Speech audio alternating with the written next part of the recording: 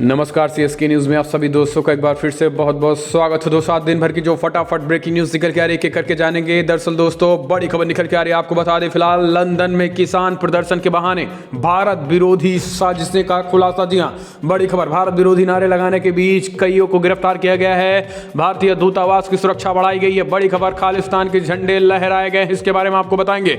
दूसरी बड़ी अपडेट निकल के आ रही है, फिलहाल राजधानी में बड़ी साजिश, दिल्ली आतंकियों ने आतंकी संगठन से दिल्ली पुलिस ने आतंकी संगठन से जुड़े 5 लोगों को गिरफ्तार किया। 2 पंजाब तो 3 जम्मू कश्मीर के बताए जा रहे हैं आतंकी, इसके बारे में आपको बताएंगे। तो तीसरी बड़ी अपडेट निकल के आ रही है, अमेरिका का बड़ा खुलासा, पूरी दुनिया पर कब्जे की फिराक में है चाइना। जी हां, ये बड़ी अपडेट निकल के आ रही है। दरअसल आपको बता दे एक ऐसा यंत्र लॉन्च किया है चाइना ने जहां पूरे दुनिया भर के तस्वीरें वो ले सकता है। जी हां, दरअसल चीन ने स्थापित किया है उपग्रह, पूरी दुनिया को नजदीक से ले सकता है तस्वीरें। आखिर इसके क्या माने तो उसके बारे में आपको बताएंगे। लेकिन सैटेलाइट नियंत्रित हथियार से की गई ईरान के परमाणु वैज्ञानिक की हत्या, इजराइल का बड़ा कारनामा हुआ था। जी इसके पीछे इजराइल और पीएम ने ऐलान किया है सशस्त्र सेना दिवस के बीच पीएम मोदी बोले देश को जवानों की वीरता और निस्वार्थ पे गर्व। इसके साथ ही चीन और पाकिस्तान को करारा झटका और कड़ी चेतावनी भी दी है। तो सब कुछ खबरें एक एक करके आपको विस्तार से बताएंगे। लेकिन उससे पहले एक छोटा सा निवेदन, अगर आपने चैनल को सब्सक्राइब नहीं किया तो प्लीज सब्सक्राइब के लाल बटन दबाकर चैनल को सब्सक्राइब करें। और अगर आप भी मानते हैं कि प्रधानमंत्री मोदी के नेतृत्व में देश चीन और पाकिस्तान दोनों को मुंह तोड़ करारा जवाब देने में सक्षम है तो इस वीडियो को लाइक करके अपना समर्थन दर्ज करें। उस देश की गौरवशाली इंडियन आर्मी के लिए भी जय हिंद लिखना मत भूलिएगा। दोस्तों दरअसल पहली बड़ी अपडेट निकल के आ रही है, लंदन में किसान प्रदर्शनों के बहाने भारत विरोधी नारे लगाए गए हैं, कई गिरफ्तारियां और सुरक्षा भी बढ़ाई गई है। ये बड़ी खबर, दरअसल नए कृषि कानूनों के खिलाफ भारत में जारी किसान प्रदर्शन का असर अब ब्रिटेन और अमेरिका में देखने को मिल रहा है। आपको बता दें कि ब्रिटेन में भारतीय दूतावास के बाहर कथित किसानों ने जो कि खालिस्तान के झंडे लेकर आए थे और उन्होंने प्रदर्शन किया था। आपको बता दें भारत विरोधी नारे तो लगाए ही थे, भारत विरोधी यानी मोदी से उनको चिढ़ नहीं थी, भारत से चिढ़ थी। आप समझिएगा इस बात को, खालिस्तानी झंडे लाने का मतलब वो किसान नहीं थे। इसको देखते हुए लंदन की पुलिस ने फिलहाल ऐसे कई लोगों को गिरफ्तार किया जो भारत विरोधी नारे लगा रहे थे। इसके साथ ही भारत को तोड़ने के लिए खालिस्तान के झंडे भी लहराए गए थे। ये बड़ी खबर लंदन से ब्रिटेन से निकल के आ रही है, जहां पर भारतीय दूतावास के बाहर ये इंसिडेंट घटित थे। लेकिन इसके बीच आपको बता दें लंदन की पुलिस अलर्ट बताई जा रही है। इसके पीछे कई बड़ी साजिश खालिस्तानियों की लग रही है। हालांकि आपको बता दें कि प्रधानमंत्री मोदी और लंदन की सरकार पूरी तरीके से एक्टिव है। हम चलते हैं अगले अपडेट लेते हैं। आपको बता दें राजधानी में भी बड़ी साजिश खुलासा, दिल्ली पुलिस ने आतंकी संगठनों से जुड़े 5 लोगों को किया गिरफ्तार। दरअसल दिल्ली पुलिस के स्पेशल सेल ने सोमवार सुबह आतंकी संगठन से जुड़े 5 लोगों को गिरफ्तार कर लिया है। गिरफ्तार आतंकियों में से पंजाब और 3 कश्मीर के रहने वालों बताया जा रहा है। ये सभी इस्लामिक और खालिस्तानी संगठन से जुड़े हुए हैं। फिलहाल पुलिस थोड़ी देर में प्रेस कॉन्फ्रेंस करेगी। लेकिन आपको बता दें कि दिल्ली के शकरपुरा इलाके में पाकिस्तान की पुलिस की स्पेशल सेल ने एनकाउंटर के दौरान इन 5 आतंकियों को गिरफ्तार किया है। सूत्रों के मुताबिक गिरफ्तार किए गए 5 में से 2 आतंकी पंजाब के हैं और ये सभी तरन तारण में शौर्य चक्र विजेता बलिंदर सिंह संधू की हत्या में भी शामिल है। ये बड़ी खबर निकल के आ रही है। आपको बता दें कई अनहोनियों के बीच सरकार एक्शन में है, खुफिया एजेंसियां भी। हम चलते हैं अपडेट लेते हैं। बड़ी खबर निकल के आ रही है, दरअसल ईरान के परमाणु वैज्ञानिक की हत्या के पीछे इजराइल के सैटेलाइट नियंत्रित हथियार का कमाल था। जी हाँ, दरअसल आपको बता दें कि ईरान के परमाणु वैज्ञानिक और मोहसिन फखरीजादे को मार गिराने के लिए सैटेलाइट नियंत्रित हथियार का प्रयोग करने का अंदेशा है। ईरान के स्टेट टीवी नेटवर्क ने यह दावा किया है। इससे पहले मीडिया रिपोर्ट्स में यह भी दावा किया जा चुका है कि फिलहाल मोहसिन को मार गिराने के लिए जो हथियार प्रयोग किया गया वो इजराइल में तैयार किया गया था। फखरीजादे की 27 नवंबर को हत्या कर दी गई थी। ईरान के अधिकारियों का कहना है कि फिलहाल मोहसिन को मारने के लिए ऑटोमेटिक हथियार का प्रयोग किया गया था, क्योंकि घटनास्थल के आसपास किसी व्यक्ति की उपस्थिति का पता नहीं चला है। वैज्ञानिक भी हत्या से बौखलाए। ईरान के राष्ट्रपति हसन रूहानी और ईरान के supreme leader Ayatollah Ali Khamenei ने कहा है कि फिलहाल वे इस हत्याकांड का बदला जरूर लेंगे, जिसका समय खुद निर्धारण करेगा। और एक वीडियो भी ईरान ने जारी किया जिसमें मोसाद के टॉप कमांडर को मार गिराने का दावा ईरान कर रहा है। आखिर इन सब का क्या मसला है? लेकिन एक बात तो तय है कि ईरान अब उनको पूरी तरीके से पकड़ने के लिए साजिश बना चल रहा रहा है। हम चलते हैं अगले अपडेट लेते हैं। फिलहाल चाइना को लेकर बड़ी खबर निकल के आ रही है। पूरी दुनिया पे कब्जे की फिराक में है चाइना। अमेरिका ने किया है बड़ा खुलासा। जी हाँ, दरअसल अमेरिकी खुफिया विभाग के प्रमुख जॉन रैटक्लिफ ने सनसनीखेज बातें कही हैं और पूरी दुनिया को आगाह कर दिया है। दूसरे विश्व युद्ध के बाद से ही अमेरिका समेत पूरी दुनिया के लिए चीन सबसे बड़ा खतरा बना हुआ है। एक अखबार में लिखे एक कॉलम में अमेरिकी खुफिया एजेंसी के प्रमुख जॉन रैटक्लिफ ने कहा है कि फिलहाल चीन सैन्य, तकनीकी और आर्थिक तीनों ही ताकतों का इस्तेमाल कर पूरे विश्व को अपने कब्जे में करना चाहता है। चीन की बड़ी कंपनियों का इरादा केवल सत्ता में बैठी कम्युनिस्ट पार्टी की इच्छा और इरादों को आगे बढ़ाना है। चीनी कंपनियां अमेरिका की कंपनियों को धीरे धीरे समाप्त करने की मंशा लेकर आगे बढ़ रही हैं। चीन उस वक्त दुनिया के ताकतवर मुल्कों में गिना जाता है। चीन की हमेशा से मंशा रही है कि वो दुनिया पर राज करे और वो अमेरिका को पछाड़कर ग्लोबल सुपर पावर बनने की कोशिश में जुटा हुआ है। कोरोना वायरस ने पश्चिम और पूरब के बीच एक शीत युद्ध शुरू कर दिया है। चीन इस महामारी के मौके के तौर पर ले रहा है और दुनिया में अपनी बादशाहत कायम करने की फिराक में है, लेकिन 30 साल पहले तक ऐसा नहीं था। ये बड़ी खबर निकल के आ रही है, जिसके बाद अब अमेरिका भी अलर्ट कर दिया है पूरी दुनिया को। अब अमेरिका को लगने लगा है कि फिलहाल चीन खतरा साबित हो सकता है। हम चलते हैं अपडेट। सशस्त्र सेना झंडा दिवस के बीच प्रधानमंत्री मोदी बोले, देश को जवानों की वीरता और निस्वार्थ बलिदान पे है पूरा गर्व। जी हाँ, दरअसल देश के सम्मान की रक्षा के लिए सीमाओं पर बहादुरी से लड़ाई लड़ने वाले जवानों को सम्मानित करने के लिए हर साल 7 दिसंबर को सशस्त्र सेना झंडा दिवस मनाया जाता है। इस मौके पर प्रधानमंत्री मोदी और रक्षा मंत्री राजनाथ सिंह ने भारतीय सशस्त्र सेनाओं के जवानों की वीरता को सलाम भी किया है। प्रधानमंत्री ने जवानों की वीरता को सलाम करते हुए सशस्त्र सेना झंडा दिवस हमारे सशस्त्र बलों और उनके परिवार को प्रति आभार व्यक्त करने के दिन भी है। भारत को उनकी वीरता भी सेवा और निस्वार्थ बलिदान पर गर्व बताया है। इसके साथ ही कहा है कि हमारी सेनाओं के कल्याण में योगदान दें और ये कार्य हमारे कई बहादुर कर्मियों और उनके परिवारों की मदद भी करेगा। तो दोस्तों, आपको बता दें, रक्षा मंत्री राजनाथ सिंह ने भी ट्वीट करके सशस्त्र सेना दिवस की बधाई दी है। पीएम मोदी ने चीन और पाकिस्तान को भी कड़ी चेतावनी दी है। हम चलते हैं अपडेट। जम्मू कश्मीर बॉर्डर पार कर भारतीय सेना में घुसी दोनों लड़कियों को ससम्मान वापस पाकिस्तान भेजा गया। तोहफे भी दिए गए, गिफ्ट भी दिए गए। जी हाँ, अनजाने में रविवार को जम्मू कश्मीर के पुंछ इलाके में बॉर्डर पार कर भारतीय सीमा क्षेत्र में घुसने वाली 2 पाकिस्तानी लड़कियों को आज चकंदबा क्रॉसिंग पॉइंट से स्वदेश भेज दिया गया है। दरअसल आपको बता दें कि फिलहाल रविवार को सेना ने पुंछ जिले के खारी सेक्टर में सरला पोस्ट के पास से भारतीय सीमा से प्रवेश करने वाली पीओके की इन दोनों लड़कियों को पकड़ा था। पकड़े जाने के बाद दोनों से कड़ी पूछताछ की गई थी। सैन्य प्रवक्ता लेफ्टिनेंट जनरल देवेंद्र आनंद ने बताया कि पाकिस्तान के कब्जे वाले यानी पीओके की 2 लड़कियों ने अनजाने में सीमा पार कर जम्मू कश्मीर के पुंछ में आ गई थी। हालांकि उनको वापस भेज दिया गया। हम चलते हैं अपडेट लेते हैं। फिलहाल बड़ी खबर, समुद्र में चीन पर शिकंजा कसने के लिए तैयार यूएस, फ्रांस और जापान ने युद्धाभ्यास का ऐलान कर दिया यूएस और फ्रांस के साथ। चीन की बढ़ती दादागिरी के जवाब में जापान ने एक मजबूत प्लान तैयार कर दिया है। जापान अगले साल अमेरिका और फ्रांस की नौसेना के साथ बड़े पैमाने पर युद्धाभ्यास करने वाला है। खास बात यह है कि जापान ने इससे पहले इन दोनों देशों के साथ कोई त्रिपक्षीय युद्धाभ्यास नहीं किया है। लिहाजा समझा जा सकता है कि दक्षिणी चीन सागर में चीन के बढ़ते प्रभाव और मनमानी से जापान जिस कदर आज ही जा चुका है, जापान और चीन के रिश्तों में पिछले कुछ वक्त से ज़्यादा तल्खी आ गई है। चीनी नौसेना और वायुसेना ने जापानी क्षेत्र में घुसपैठ की कोशिशों को भी अंजाम दे दिया है। अब जापान चीन खिलाफ एक नई तिकड़ी बनाकर ड्रैगन को यह दर्शाना चाहता है कि फिलहाल उनकी हर तरफ का माकूल जवाब दिया जाएगा।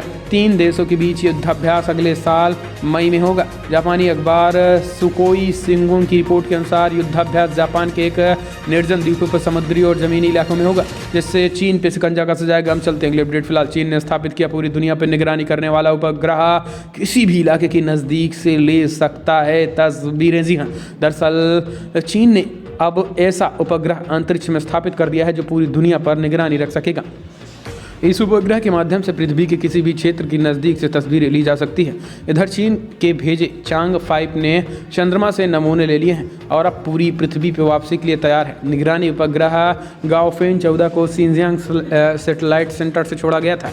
इसको मार्च 3B रॉकेट के माध्यम से भी उड़ाया गया। हम चलते हैं अपडेट। इमरान खान ने ट्वीट की गिलगित बल्टिस्तान की झूठी तस्वीर, बेइज्जती होने पर किया ट्वीट को डिलीट। जी हाँ, दरअसल पाकिस्तान के प्रधानमंत्री इमरान खान को फिर से एक बार अपनी हरकतों को लेकर शर्मनाक होना पड़ा है। रविवार को उन्होंने गिलगित बल्टिस्तान की कई खूबसूरत तस्वीरों को ट्वीट किया। इसमें एक तस्वीर अमेरिका के कैलिफोर्निया की भी थी। जब अब उनकी अपनी गलती का एहसास हुआ तो उन्होंने अपने पुराने ट्वीट को डिलीट कर दोबारा ट्वीट किया। हालांकि अब तक सोशल मीडिया पर उनकी अच्छी खासी तब तक बेइज्जती हो चुकी है। आपको बता दें कि इन पोस्ट में ट्वीट में जिस तरीके से उन्होंने बरगलाया था लोगों को, अब उन पर ही भारी पड़ गया है। और आपको बता दें उनके इस ट्वीट के बाद लोग जमकर इमरान खान का मजा ले रहे हैं। हम चलते हैं, अपडेट लेते हैं। फिलहाल बड़ी खबर निकल के आ रही है, चाइना ट्रंप के बाद बाइडन भी नहीं देंगे चीन को राजी। दरअसल ड्रैगन बोला बातचीत तो कम से कम शुरुआत करो। दरअसल अमेरिका के नए राष्ट्रपति के शपथ ग्रहण से पहले ही चीन को जो बाइडन का डर सताने लगा है। जब तक जो बाइडन अमेरिका की सत्ता मिलती है उससे पहले ही चीन डैमेज कंट्रोल में जुटा हुआ है। चीन के विदेश मंत्री वांग शीएन ने सोमवार को कहा है कि फिलहाल चीन, बीजिंग और अमेरिका को सभी स्तरों पर बातचीत शुरू करनी चाहिए। स्पुतनिक ने अमेरिका चीन व्यापार परिषद के निर्देशक मंडल के साथ बैठक में वांग के हवाले से कहा है कि फिलहाल चीन और अमेरिका को सभी स्तरों पर बातचीत शुरू करनी चाहिए। तो बातचीत के लिए लगातार चाइना तड़फड़ा रहा है। हम चलते हैं, अपडेट लेते हैं। किसान आंदोलन को लेकर बड़ी खबर निकल के आ रही है दोस्तों। कल 11 से 3 बजे तक रहेगा किसानों का भारत बंद, अन्ना रखेंगे मौन व्रत।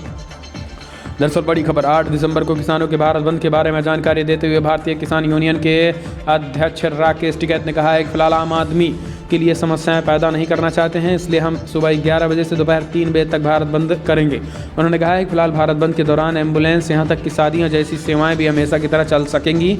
लोग अपना कार्ड दिखा सकते हैं और कामों को भी जा सकते हैं। इस बीच आपको बता दें बड़ी खबर निकल के आ रही है कि किसान आंदोलन के और भारत बंद के समर्थन में सामाजिक कार्यकर्ता अन्ना हजारे कल 1 दिवसीय मौन व्रत भी रखने वाले, ये भी बड़ी खबर आ रही है। इस बीच किसानों के समर्थन में आपको बता दें कन्नौज जा रहे अखिलेश यादव को पुलिस ने लखनऊ में ही रोक दिया तो वो धरने पर बैठ गए। इसके बाद पुलिस ने अखिलेश को हिरासत में भी ले लिया है। केंद्रीय मंत्री रविशंकर प्रसाद ने दिल्ली के सोमालिया अरविंद केजरीवाल ने किसानों को लेकर बातचीत की थी। आपको बता दें कि बड़ी खबर निकल के आ रही है जहां पर अरविंद केजरीवाल किसानों के बीच सिंधु बॉर्डर पहुंचे थे, जहां पर बीजेपी ने जमकर हमलावर होते हुआ उन पर बड़ा हमला बोला है। हम चलते हैं, अपडेट लेते हैं। आपको बता दें फिलहाल बड़ी खबर निकल के आ रही है जहाँ पर ट्रांसपोर्ट को लेकर बड़ी खबर निकल के आ रही है। जी हाँ, दरअसल 8 दिसंबर को खुले रहेंगे देश भर में बाजार और ट्रांसपोर्ट। CAIT ने जताई इस बात पर चिंता, नहीं दिया समर्थन भारत बंद का।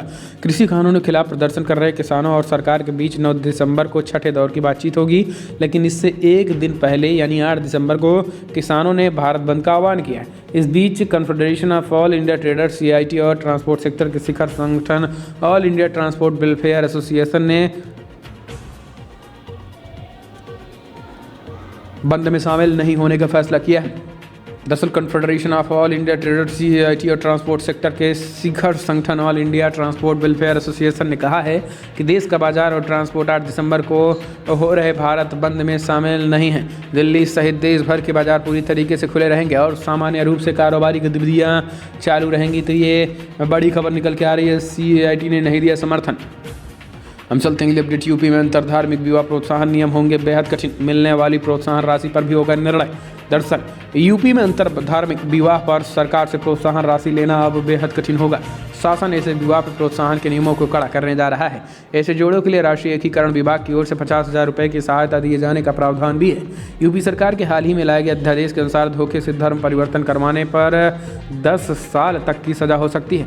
इस नए कानून के मुताबिक सिर्फ शादी के लिए किया गया धर्म परिवर्तन मान्य नहीं होगा। ऐसे विवाह को खत्म माना जाएगा।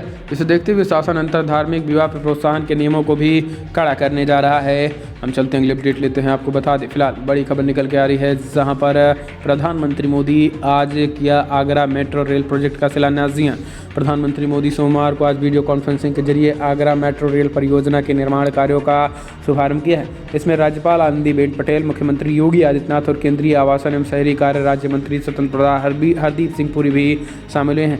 कार्यक्रम आगरा के 15वीं वाहिनी PAC परेड ग्राउंड में हुआ है। राज्य सरकार के प्रवक्ता ने बताया है कि आगरा मेट्रो रेल परियोजनाओं का काम यूपी मेट्रो रेल कॉरपोरेशन की देखरेख में हुआ है। हम चलते हैं, अगले अपडेट लेते हैं। आपको बता दें फिलहाल सेंट्रल विस्टा प्रोजेक्ट निर्माण कार्य में सुप्रीम कोर्ट की रोक, PM मोदी के कार्यक्रम को दी इजाज़त। केंद्र सरकार की महत्वाकांक्षी प्रोजेक्ट सेंट्रल विस्टा यानी राष्ट्रीय राजधानी दिल्ली में नई संसद से जुड़े निर्माण संबंधी एक याचिका सोमवार को सुप्रीम कोर्ट ने सुनवाई की। इस दौरान अदालत ने कहा है कि सेंट्रल विस्टा प्रोजेक्ट वाली जगह पर कोई भी पेड़ नहीं काटा जाएगा। सुप्रीम कोर्ट भी एक पीठ के लिए याचिकाओं में एक सामूहिक पे सुनवाई की, जिसमें केंद्र सरकार द्वारा सेंट्रल विस्टा के निर्माण कार्य के तरीकों पर आपत्ति जाहिर की गई है। सुप्रीम कोर्ट ने कहा है कि फिलहाल सेंट्रल विस्टा परियोजना का विरोध करने वाली लंबित याचिकाओं का कोई फैसला आने तक पूरी तरीके से विरोध किया जाएगा। आपको बता दें कि फिलहाल ये बड़ी खबर निकल के आई, जहां पर पीएम मोदी 10 तारीख को फिलहाल उनको दिया जाएगा। हम चलते हैं अगले अपडेट। लगातार 5वें दिन शेयर बाजार में तेजी। सेंसेक्स निफ्टी ने बनाया ऊंचाई का नया रिकॉर्ड। जी हाँ, आज सप्ताह के पहले कारोबारी दिन यानी सोमवार को भी शेयर बाजार में तेजी का सिलसिला जारी रहा। बॉम्बे स्टॉक एक्सचेंज का प्रमुख इंडेक्स सेंसेक्स 0.77% की तेजी के साथ 347 अंक ऊपर उठा है। तो शेयर बाजार में बढ़ोतरी है कहीं न कहीं आर्थिक रूप से भारत की मजबूती दिखाता। हम चलते हैं अगले अपडेट। पश्चिम बंगाल सिलीगुड़ी में भाजपा की रैली में झड़प। पुलिस ने आंसू गैस का प्रयोग किया। जी हाँ, दरअसल सिलीगुड़ी में भाजपा कर रही थी प्रदर्शन। दरअसल भारतीय जनता युवा मोर्चा भाजपाइयों के कार्यकर्ता पश्चिम बंगाल पुलिस के बीच सोमवार को सिलीगुड़ी शहर में झड़प हो गई है। जिस समय झड़प हुई है उस समय भाजयुमो के कार्यकर्ता राज्य के अस्थायी उत्तर बंगाल सचिवालय उत्तर कन्या में मार्च कर रहे थे।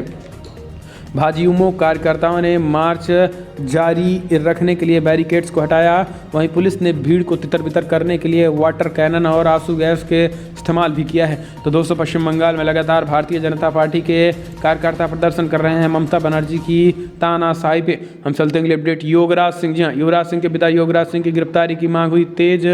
युवराज सिंह भी निशाने पर हैं। दरअसल दिल्ली में जारी किसान आंदोलनों के बीच क्रिकेटर युवराज सिंह के पिता युवराज सिंह ने आपत्तिजनक बयान दिया था।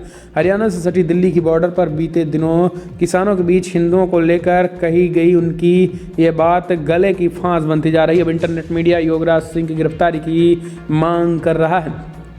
यही नहीं, युवराज सिंह से भी सवाल किए जा रहे हैं। ट्विटर पर अरेस्ट युवराज सिंह ट्रेंड कर रहा है। उनके बयान का वीडियो भी वायरल हो रहा है। आपको बता दें कि इंटरनेट पर भी उनका वीडियो है। इस बीच उन्होंने हिंदुओं के खिलाफ बड़ी बातें कही थी और विवादित बयान हिंदुओं को अपशब्द तक कह डाला था। हम चलते हैं अपडेट। योगी आदित्यनाथ के कृषि कानूनों के विरोध में बड़ा बयान। बोले, राजनीतिक दलों का दोहरा चरित्र। किसानों के कंधे पर बंदूक रख रहे हैं राजनीतिक दल। जी हाँ, सीएम योगी ने प्रेस कॉन्फ्रेंस करके बोला बड़ा हमला। यूपी के मुख्यमंत्री योगी आदित्यनाथ राजनीतिक दलों द्वारा कृषि कानूनों का विरोध करने व 8 दिसंबर को भारत बंद का समर्थन करने को दोहरा रवैया करार दिया है। उन्होंने कहा है कि यह राजनीतिक दलों के दोहरा चरित्र को दर्शा रहा है। कांग्रेस जिस कानून का विरोध कर रही है वही कानून यूपीए सरकार में लेकर आई थी और आज इसका विरोध कर रही है। यह कांग्रेस का दोहरा चरित्र है। पूर्व प्रधानमंत्री मनमोहन सिंह के शासनकाल में तत्कालीन कृषि मंत्री शरद पवार ने राज्यों को पत्र लिखा था और